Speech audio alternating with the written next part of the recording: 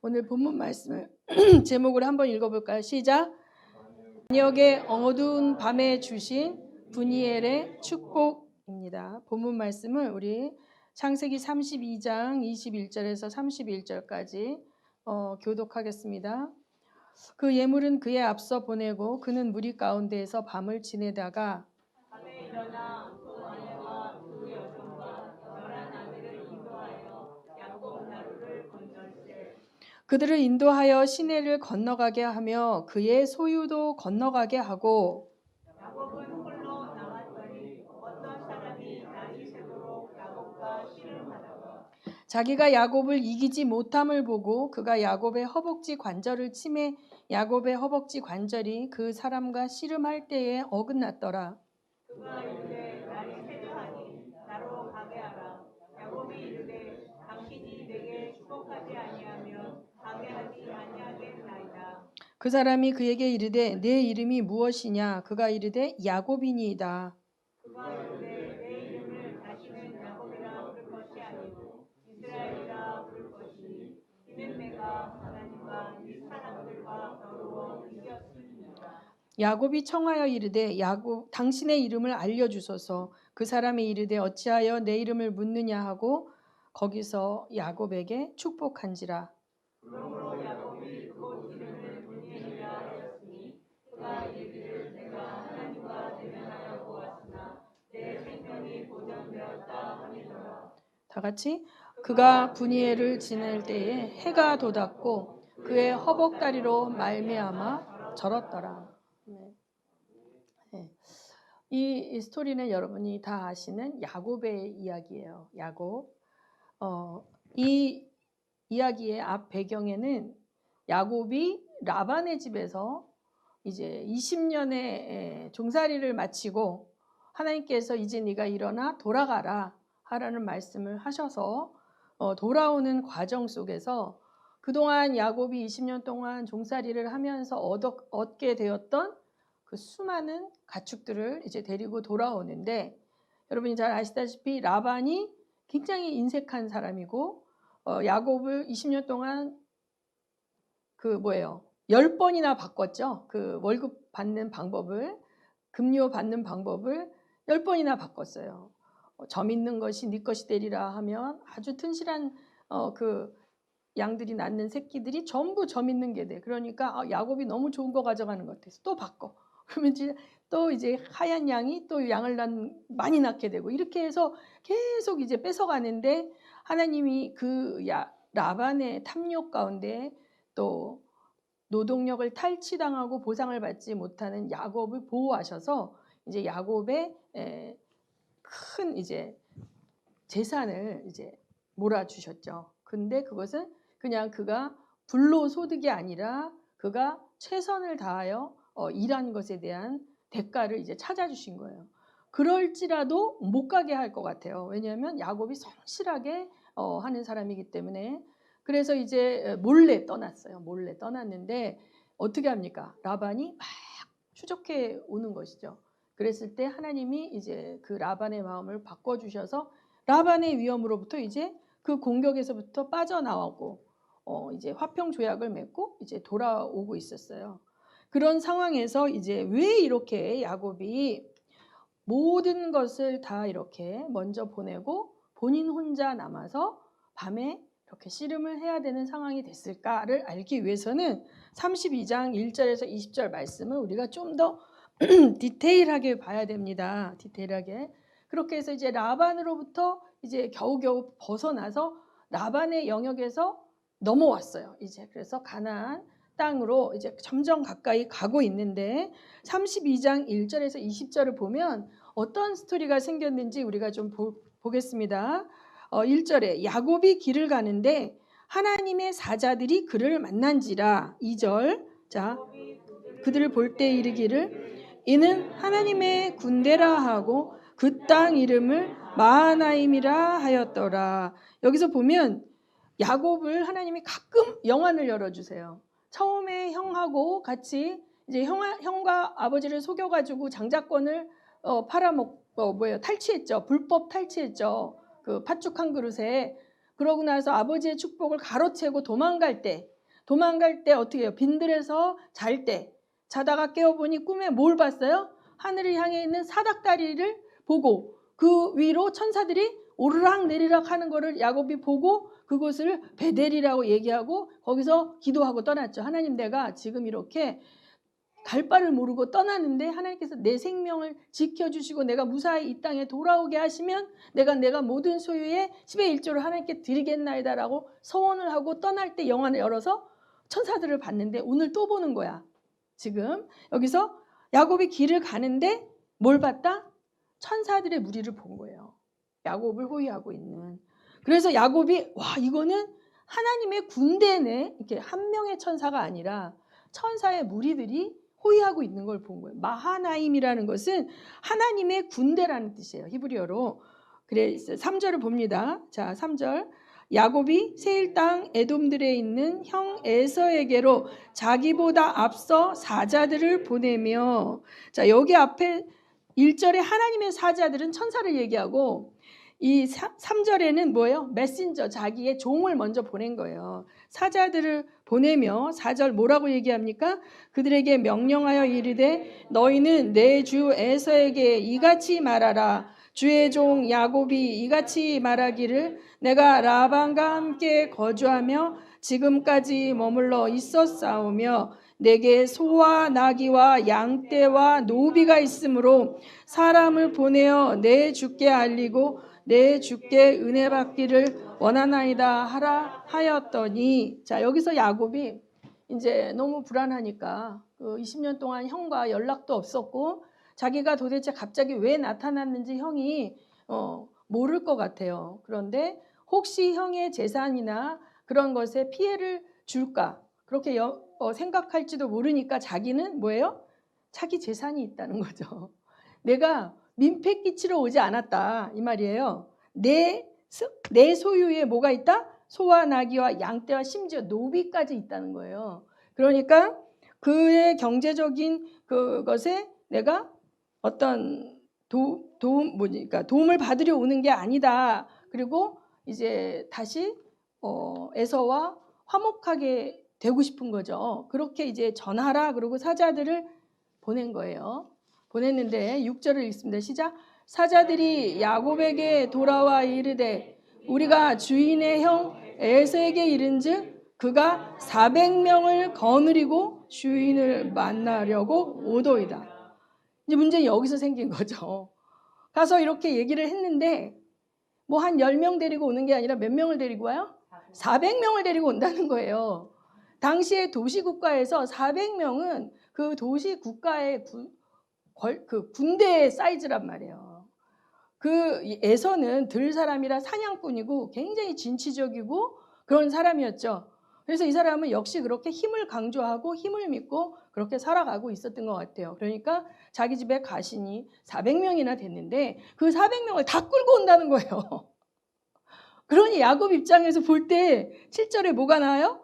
야곱이 심히 두렵고 답답하여 자기와 함께한 동행자와 양과 소와 낙타를 두 떼로 나누고 이르되 에서가 와서 한 떼를 치면 남은 한 떼는 피하리라.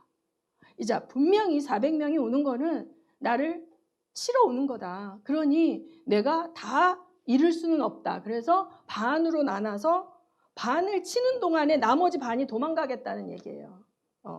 그렇게 이제 계획을 세웠어요. 그러고 난 다음에 9절에 야곱이 하나님께 기도합니다. 야곱이 또 이르되 내 조부 아브라함의 하나님 내 아버지 이삭의 하나님 여호와여 주께서 전에 내게 명령하시기를 내 고향 내 족속에게로 돌아가라 내가 내게 은혜를 베풀리라 하셨나이다.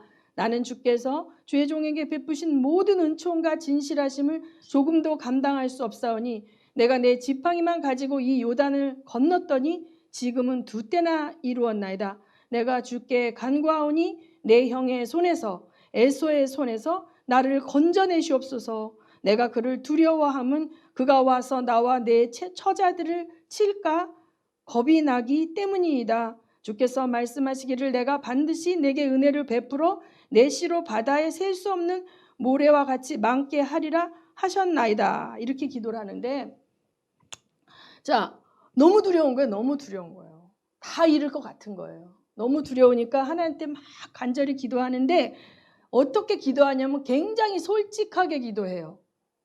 여러분 기도를 외식하면서 기도하면 안 돼요. 솔직하게 너무 두렵습니다.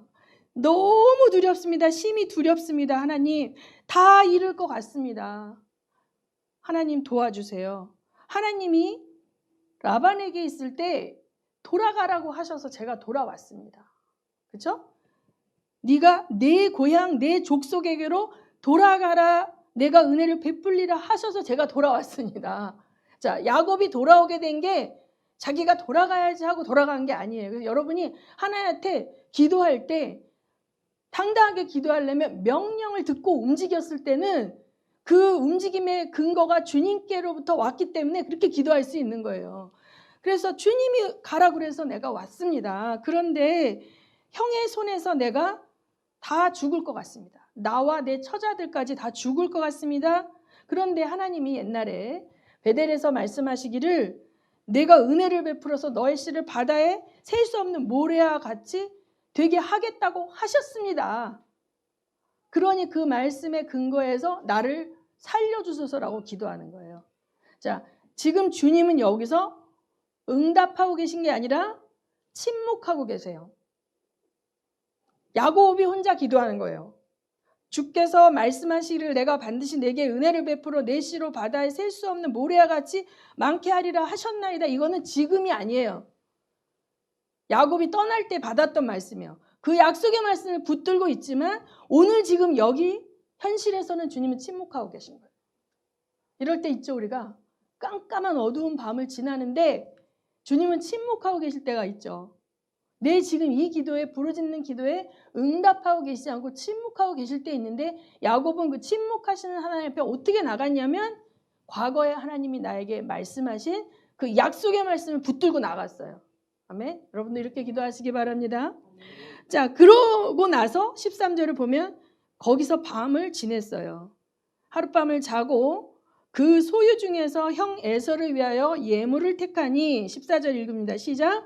암염소가 200이요 순염소가 20이요 암양이 200이요 순양이 20이요 젖나는 낙타 30과 그 새끼요 암소가 40이요 황소가 10이요 암나귀가 20이요 그 새끼 나귀가 10이라 그것을 각각 때로 나누어 종들의 손에 맡기고 그의 종에게 이르되 나보다 앞서 건너가서 각 때로 거리를 두게 하라 하고 그가 또 앞선 자에게 명령하여 이르되 내 형 에서가 너를 만나 묻기를 내가 누구의 사람이며 어디로 가느냐 내 앞에 것은 누구의 것이냐 하거든 대답하기를 주의 종 야곱의 것이요 자기 주 에서에게로 보내는 예물이오며 야곱도 우리 뒤에 있나이다 하라 하고 그 둘째와 셋째 각 때를 따라가는 자에게 명령하여 이르되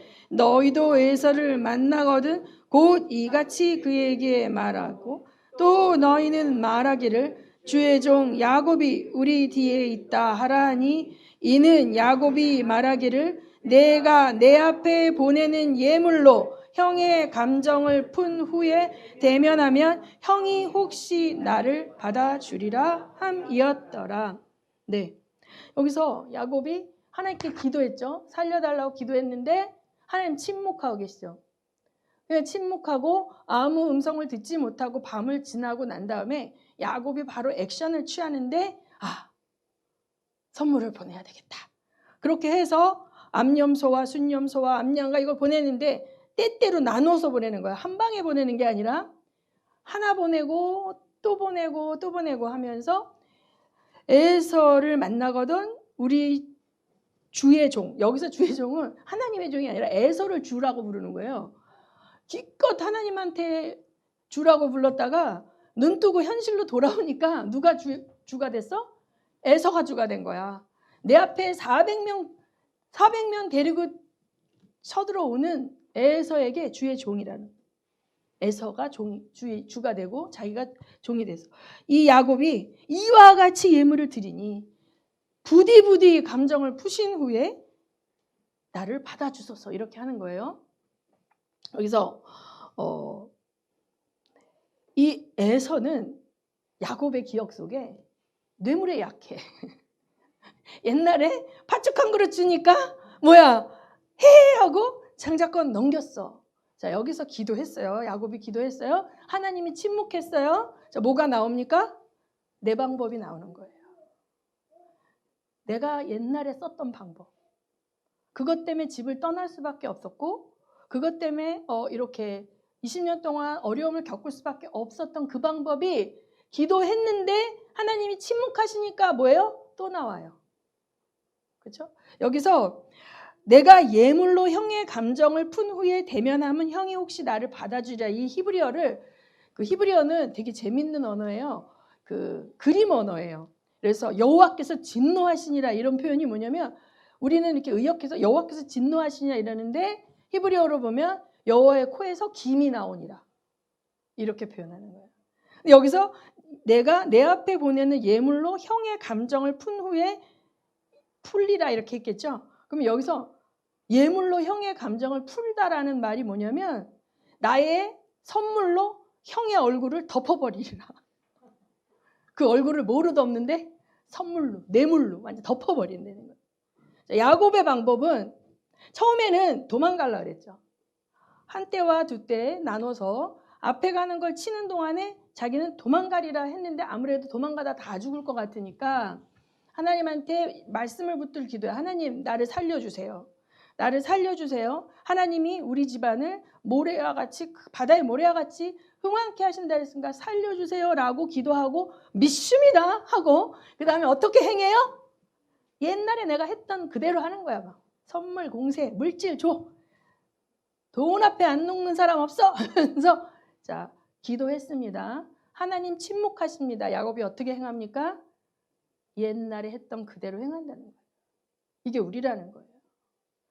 야곱의 이름이 뭐예요?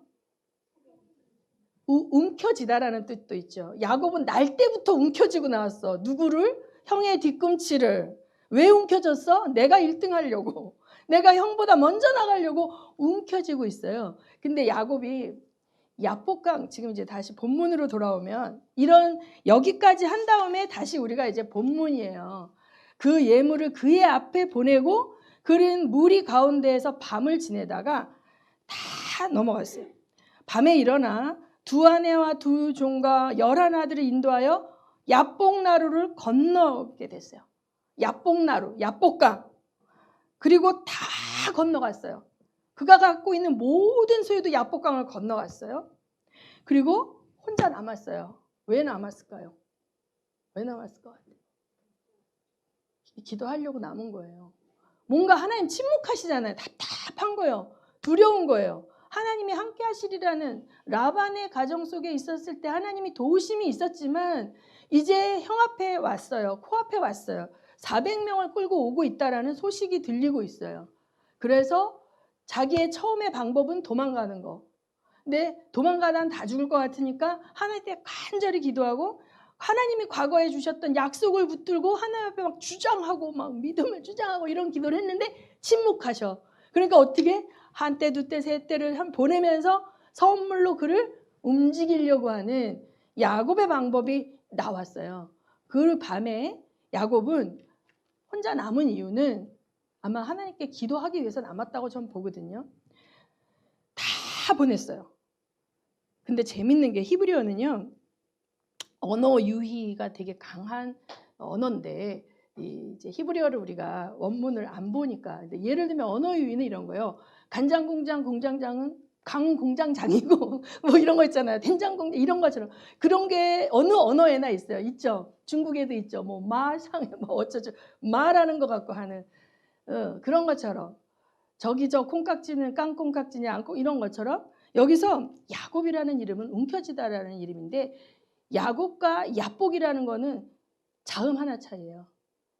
야복은 그가 씨름하다라는 뜻이에요. 그가 씨름하다. 여러분, 우리 임 선생님 씨름하려면 손을 놔야 돼요? 움켜잡아야 돼요? 움켜잡아야 돼요.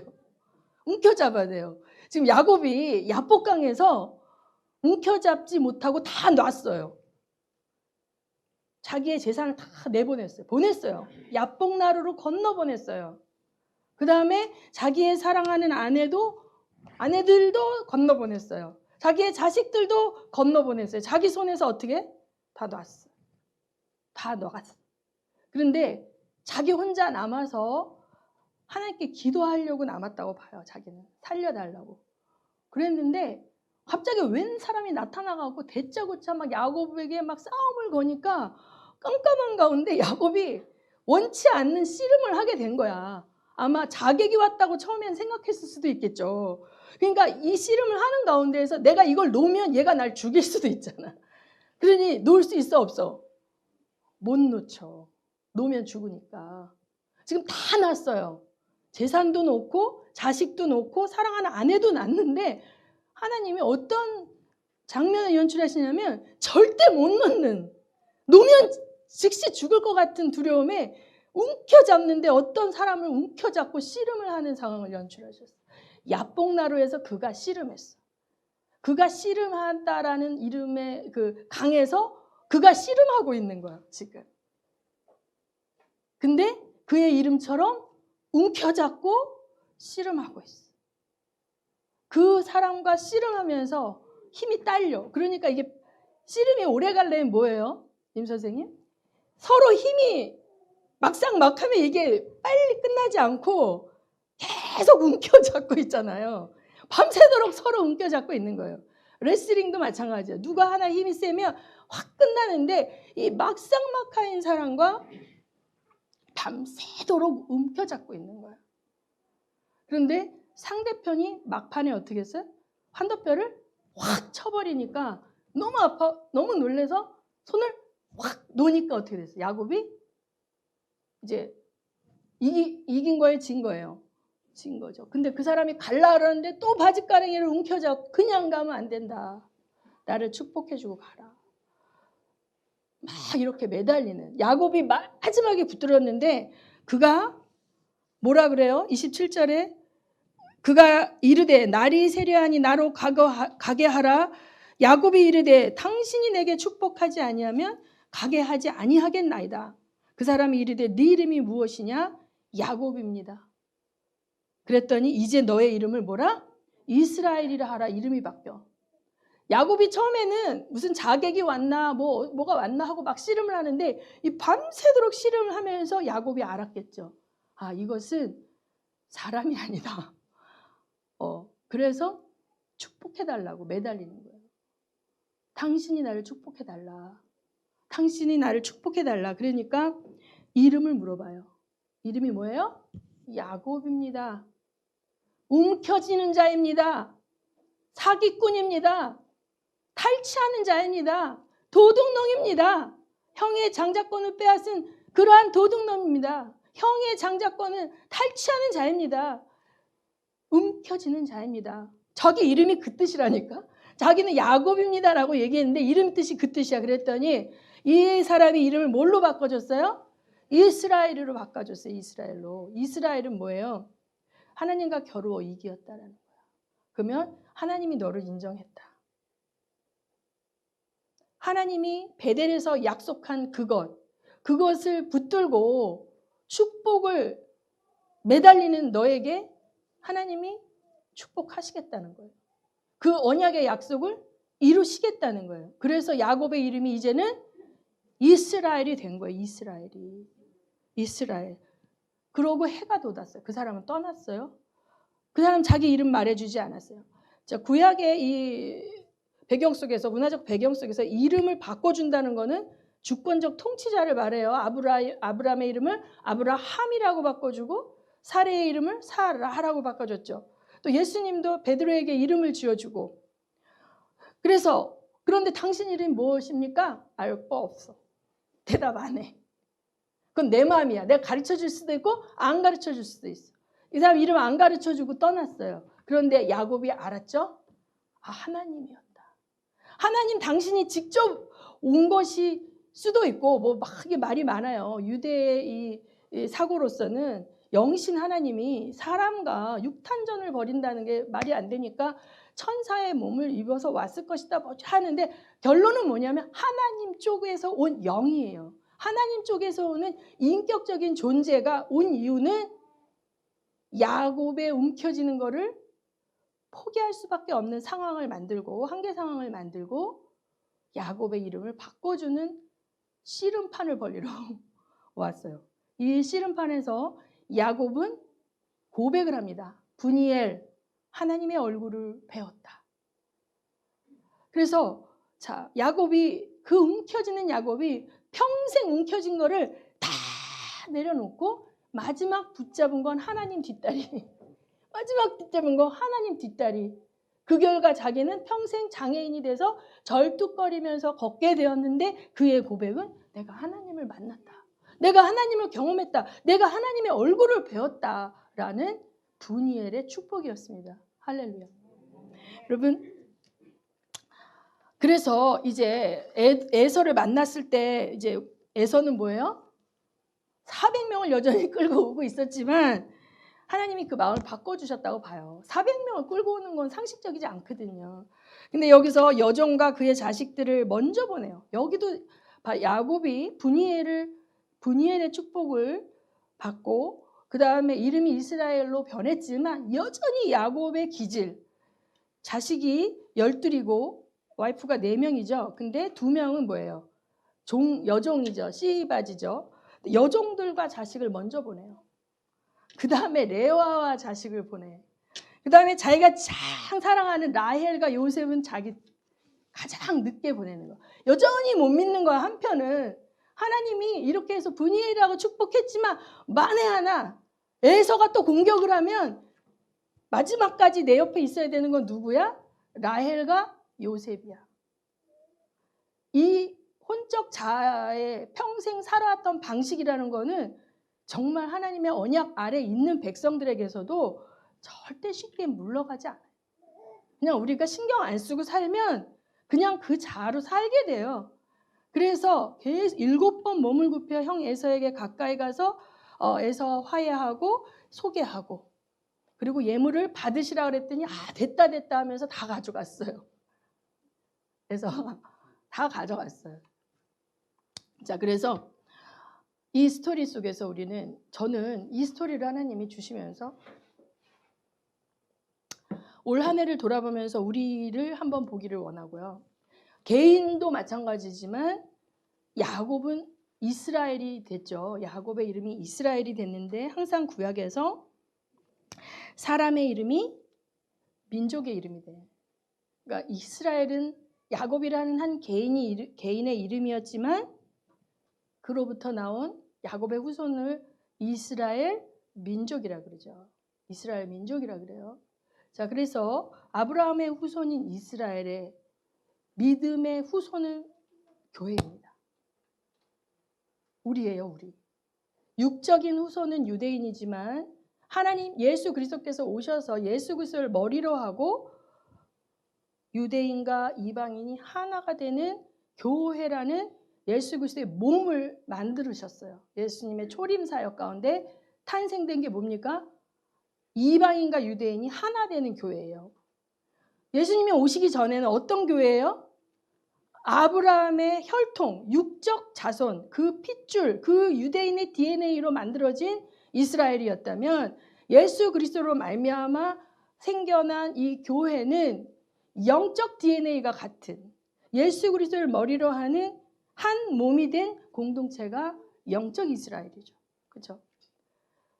그래서 저는 2022년, 2021년을 이렇게 넘어가는 이 새말 새초라 그러죠. 이게 바뀌는 게 이 밤에 하나님께서 우리에게 야곱처럼 움켜쥐고 있는 것들을 먼저 보내기 원하시고 야복강 나루에서 홀로 남아 여호와의 사자와 씨름하는 야곱처럼 우리와 대면하여 우리가 도저히 해결할 수 없는 부분들 강권적으로 해결해 주시기를 원한다. 야곱의 다리를 치신 거는 그가 도망가지 못하는 거예요. 그는 체력이 강한 사람입니다. 라반의 양을 칠 때 또 보면 그러나 그가 잃고 마지막 자기 목숨을 도망갈 수 있는 가능성을 제로로 만드시기 위해서 다리를 쳐버리신 거예요. 야곱은 자기 스스로 절대로 에서의 칼날을 피할 수 없는 상황으로 몰려 들어갔어요. 환도표를 치시는 하나님, 그 속에서 야곱은 다리를 절며 마지막 자기 힘을 내려놓을 수 있었어요. 마지막 순간까지 포기하지 않는 자기의 능력을 내려놓을 수 있었어요. 주님이 그렇게 잔인할 정도로 몰아가시는 이유는 하나님의 은혜 아래 행하는 이스라엘로 살아가기를 원하기 때문입니다. 이 사건 이후에 야곱은 에서와 헤어지고 난 다음에 할렐루야 엄청난 축복이 막 임하는 게 아닙니다. 이 스토리를 여러분이 보면 그 이후에 세겜에서 그 딸이 하나밖에 없는 딸이 성폭행을 당합니다. 그가 회개하고 모든 이방 신상과 그 일같이 자기들 그 권속들이 갖고 있는 하나님과 이방신을 겸하여 섬긴 그 모든 것들을 다시 회개하고 다 버립니다. 정결한 청소를 하고 베델로 올라가서 하나님께 예배하고 다시 진행해서 가는데 베들레헴에서 가장 사랑하는 아내 라헬이 죽습니다. 하나님이 우리 안에 있는 우상을 제거하기로 작정하시면 철저하게 내가 반항하지 못할 상황 가운데 철저하게 제거하시는 거예요.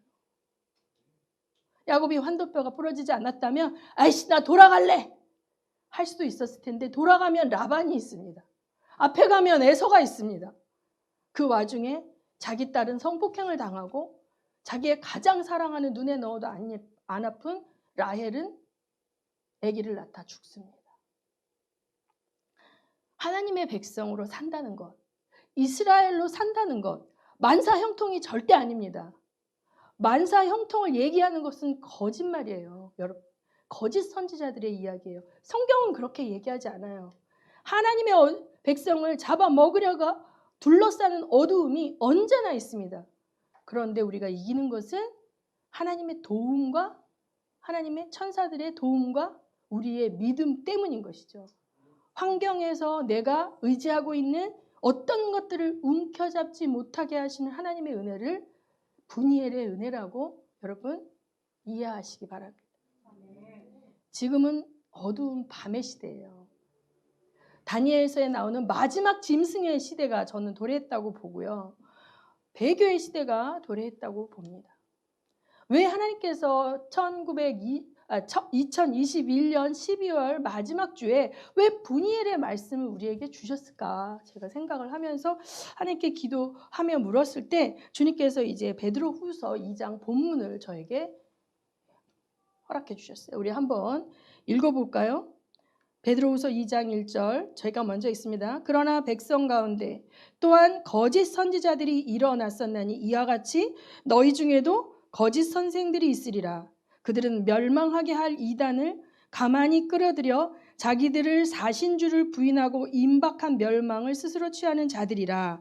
2절 여럿이 그들의 호색하는 것을 따르리니 이로 말미암아 진리의 도가 비방을 받을 것이요 그들이 탐심으로써 지어낸 말을 가지고 너희로 이득을 삼으니 그들의 심판은 옛적부터 지체하지 아니하며 그들의 멸망은 잠들지 아니하였느니라.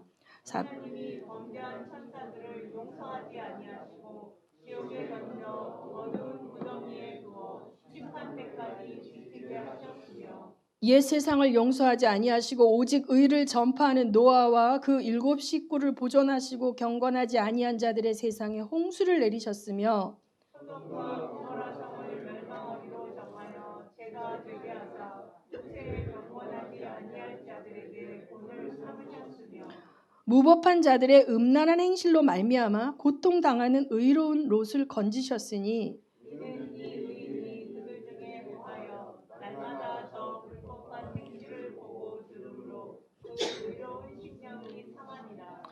주께서 경건한 자는 시험에서 건지실 줄 아시고 불의한 자는 형벌 아래에 두어 심판날까지 지키시며 특별히 육체를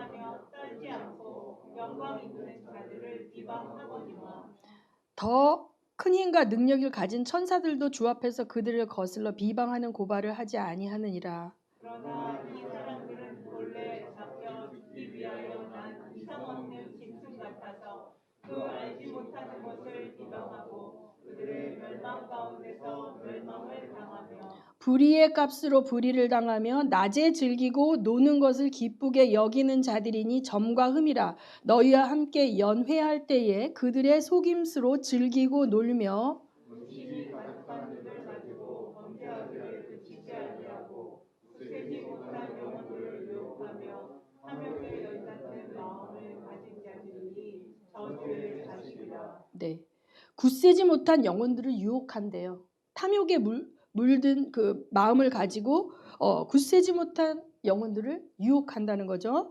자, 그 다음에 뭘 또 예의를 갖고 오냐면 자기의 불법으로 말미암아 책망을 받되 15절 그들이 바른 길을 떠나 미혹되어 부올의 아들 발람의 길을 따르는도다. 그는 불의의 싹을 사랑하다가 자기의 불법으로 말미암아 책망을 받되 말하지 못하는 나귀가 사람의 소리로 말하여 이 선지자의 미친 행동을 저지하는 이 사람들은 물 없는 샘이여 광풍에 밀려가는 안개니 그들을 위하여 캄캄한 어두움이 예비되어 있으니 그들이 하나 저란의 말을 토하며 그릇되게 행하는 사람들에게서 더욱 귀한 자들을 음란으로서 육체의 정욕 중에서 유혹하는도다. 그들에게 자유를 준다 하여도 자신들은 멸망의 종들이니 누구든지 진 자는 이긴 자의 종이 됨이라. 만일 그들이 우리 주 대신 주 예수 그리스도를 알도록 세상의 더러움을 피한 후에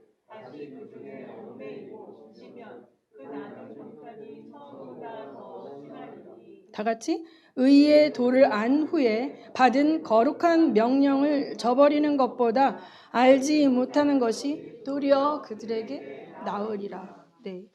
여기서 베드로후서 말씀을 가지고 우리를 경고하고 계시잖아요. 그런데 거짓 선지자들이 교회에 들어와 멸망할 이단을 퍼뜨린다는 거예요. 근데 그 멸망한 이단이라는 것은 뭐냐면 그 멸망한 이단에 속은 사람들은 호색하는 걸 따른다는 거. 호색하는 것이 말이 어렵지만 성적인 것을 즐기는 사람들. 음란하고 방탕한 문화가 교회 안에서 이상한 게 아닌 게 되는 거예요. 음란하고 방탕한 문화가. 그래서 여럿이 호색하는 거를 따라서 그래서 진리의 말씀에 따라서 결혼하기 전에 섹스를 하고 또는 다른 배우자 이외에 다른 사람들과 성관계를 맺고 이런 것이 하나님 앞에 죄라고 얘기를 하면 어떻게 될까요? 비난을 받게 되는 거예요. 진리의 도가 어떻게 된대요? 비방을 받을 것이요. 그들이 탐심으로써 지어낸 말을 가지고 우리들을 이득으로 삼아서 이렇게 됐다는 거예요. 그들은 옛날부터 처음부터 범죄한 천사들에게서 영향을 받은 어두움의 영들이 지어내는 사탄의 이데올로기인 거예요. 그것이 사실은. 그런데 하나님 분명히 말씀하셨는데 뭐 이야기를 데리고 왔냐면 노아와 소돔과 고모라 성의 이야기를 데리고 오면서 진리의 말씀을 비방하고 호색하는 길로 사람들을 이끌어가는 자들은 노아 때 심판받은 것처럼 소돔과 고모라 때 심판받은 것처럼 멸망받을 것이다라고 경계하고 있죠. 그러면서 주께서 경건한 자는 시험에서 건지시는데 불의한 자는 형벌 아래에 두시는데 특별히 그 육체를 따라 더러운 정욕 가운데서 행하게 하며 하나님을 멸시하는 사람들을 형벌하신다는 거예요. 더 큰 힘과 능력을 가진 천사들도 일단 그들을 냅두고 있는 거예요. 하나님의 천사들도 이 지금 거짓 이데올로기를 지어내서 인류를 음란의 문화로 이끌고 가는 그 천사들과 악한 영들의 그것들을 아직까지 하나님 앞에서 참 비방하지 않고 기다리고 있는 상황인 거죠. 그래서 불의의 값으로 불의를 당하며 낮에 즐기고 노는 것을 기쁘게 여기는 사람들, 쾌락적인 사람들을 유혹해서 범죄하게 만들고 탐욕에 연다는 마음을 가지고 굳세지 못한 영혼들을 흔들면서 사냥해 가는 거예요. 사냥해 가는 거예요. 그러면서 발람의 스토리를 가지고 옵니다. 발람. 자, 발람은 하나님의 음성을 듣고 아말렉 족속인가? 거기에서 이스라엘을 저주하라. 가지 말라 그랬는데 돈을 너무 많이 준다고 자꾸 사람을 보내서 하니까 이 사람이 가는데 그 나귀가 어떻게 해요?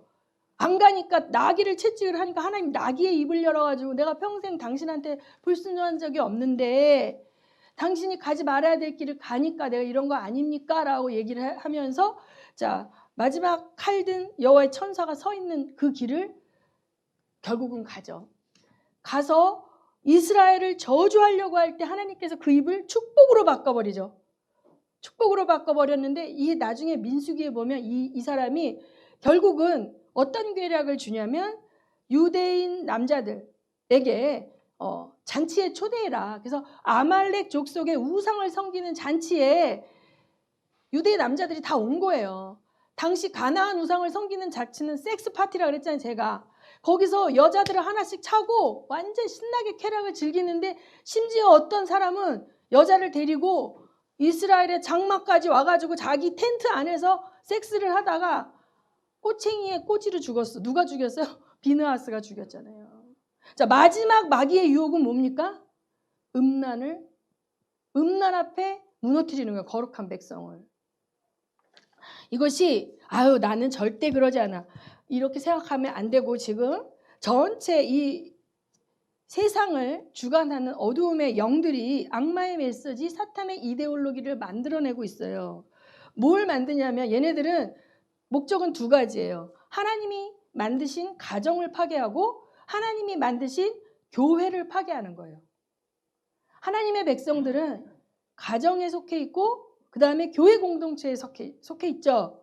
그래서 우리가 가정이 엮이는 가정이나 가정이 파괴돼도 교회에 와서 회복되고 은혜 받고 복음으로 새 사람이 돼서 하나님의 사명자로 살아가야 되는데 교회가 타락하고 가정이 망가져. 그러면 이 사람들이 믿음의 백성들이 모래알처럼 아무런 결집력이 없이 혼자 어두움에 맞서야 되는 거예요. 그런데 여기 연약하고 흔들리는 자는 어떻게 한대? 사냥감이야.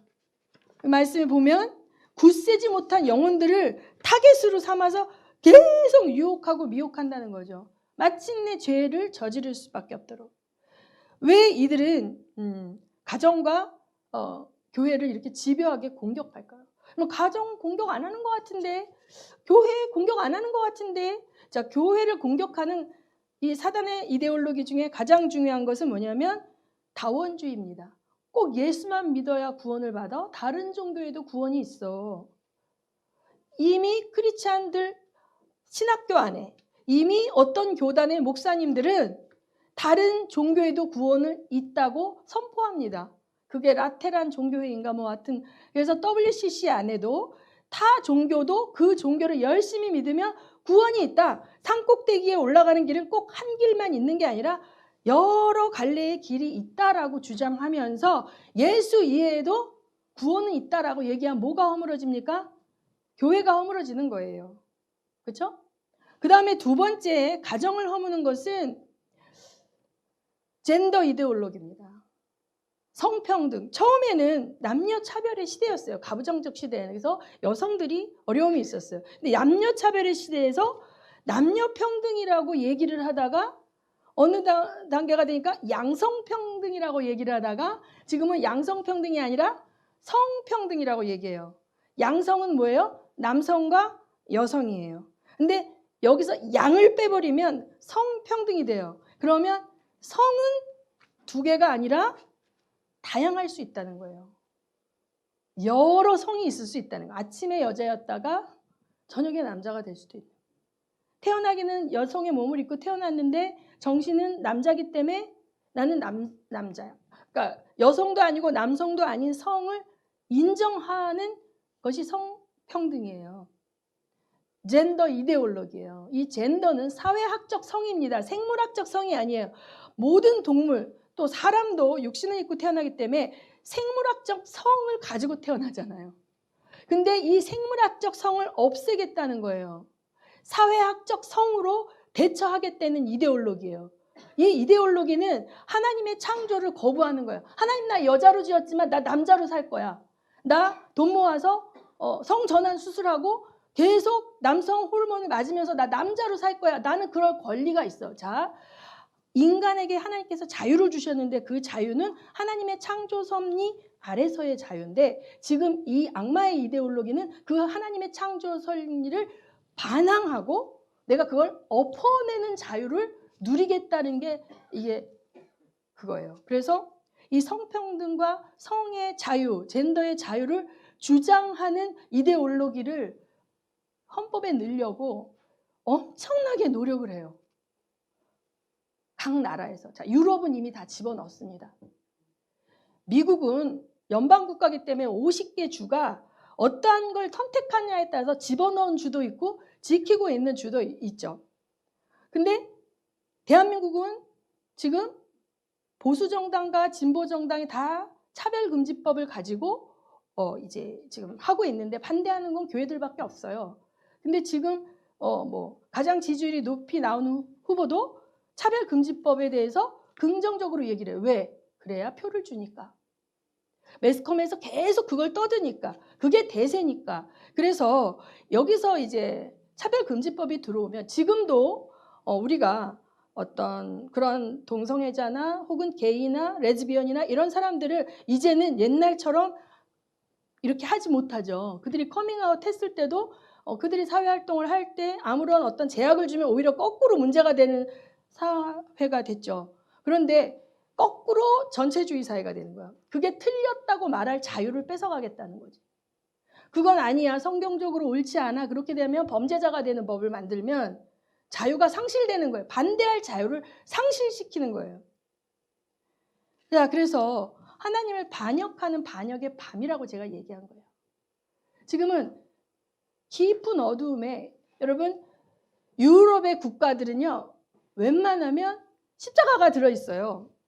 스칸디나비아의 3국이 뭔지 아세요? 노르웨이, 핀란드, 스웨덴. 이 세 나라 국기는 다 십자가가 들어있습니다. 덴마크 외에도 십자가가 들어있어요. 그리고 십자가가 들어있는 국가들이 처음에 건국될 때 기독교적인 굉장히 그런 국가들이었는데 이들이 가장 그런 어떤 성평등과 진보적 이데올로기로 돌아서고 유럽은 이제 다 이렇게 됐어요. 미국은 치열하게 하고 있는데 미국도 역시 진보나 보수나 이런 어떤 젠더에 대해서 말을 하면 기독교인들적인 그런 가치관으로 말을 하면 표를 못 얻습니다. 한국은 지금 이제 그 전쟁에 들어와 있는 거죠. 인간 권리의 무한 팽창으로 가정을 허물기 위해 만들어낸 이론이 젠더 이론이에요. 생산할 수가 없어요. 하나님은 우리를 하나님의 형상과 모양을 따라 지으시고 복을 주시며 생육하고 번성하라 땅에 충만하라 그러셨단 말이에요. 그러니까 남자와 여자가 생육하고 번성하고 땅에 충만해야 되는데 자기가 여자인데 아기를 안 낳겠대. 자기가 남자인데 결혼을 안 하겠대. 여자로 살겠대. 막 이렇게 되면 가정이 깨져요. 하나님이 만드신 최초의 공동체 가정이 와해되고 그 남자와 여자의 가정은 여러 형태의 가정의 한 종류로 되는 거예요. 남자와 남자의 가정, 남자와 여자의 가정, 여자의 여자의 가정, 심지어 여러 명의 가정도 말해요. 그룹으로 사는 가정도 말해요. 이 젠더 이데올로기에서 얘기하는 것은. 그러면 한 남자와 한 여자가 만나 부모를 떠나 한 몸을 이룰지라라는 이 말씀, 하나님의 창조 원리를 대적하겠다는 거예요. 내가 북극 저 높은 곳에 올라 지극히 높은 자와 비기리라. 누가 말했어요? 루시퍼가. 왜 우리가 하나님이 정한 가정의 룰을 따라야 돼? 난 싫어. 내가 만들어낸 가정의 룰로 나는 가정을 만들 거야. 자, 인간 권리의 무한 팽창은 그 뒤에 루시퍼가 있어요. 사단의 영이 있어요. 그런데 지금 모든 매스컴과 모든 문화 속에서 이 젠더 이데올로기를 잘못 얘기했다는 성인지 감수성이 없는 사람 같으니라고. 저런 사람이 어떻게 대통령이 된다고 나왔어. 저런 사람이 어떻게 국회의원이 된다고 나왔어. 매도되면 아이고 잘못했어요. 취소합니다. 제 발언 사과합니다. 유감을 표명합니다. 이렇게 되는 때가 됐잖아요. 어두운 밤입니다, 여러분. 여러분 뭘 붙잡고 뭘 놓으실 겁니까? 우리 서진교회는 뭘 붙잡고 뭘 놔야 될까요? 이 어두운 밤 속에서 우리는 놓지 말아야 될 것이 있습니다. 하나님을 향한 정절과 믿음입니다. 하나님이 우리에게 부여하신 우리의 사명입니다.